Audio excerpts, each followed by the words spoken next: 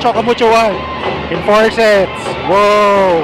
May POG, CC or Dina. Yeah! CC or Dina is my POG. Yeah! Woo! 4 sets. I was hoping 3 sets pero grabe. Galing, galing, galing, galing. Love it. I love the energy. So, yeah, my POG is Dina or CC. So, let's wait. Galing, galing, galing. Galing, galing, galing. Sa Akali side, ang galing ni Justine. Talagang sobrang swerte nila with her. And sa kabila naman, I hope Lorraine is okay.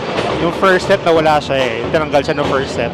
And then, ang ganda na ng pagbabalik ni Descheng. I love it.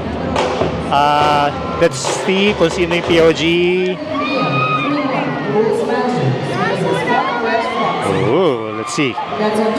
POG is... Matagal. Okay, pakita ko muna. Saan sila Mars and stuff. Oh. Ooh. Ah, sweet. Whoa. POG is CC Rondina. Love it.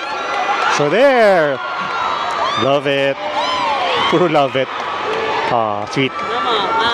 IVA and Dina. Si Mars yung photographer. So, another great win for my favorite, Chocamucho. Yeah, let's see kung next week makapanood uli kami. I think may laban sila against Sherry Tigo. Ayun.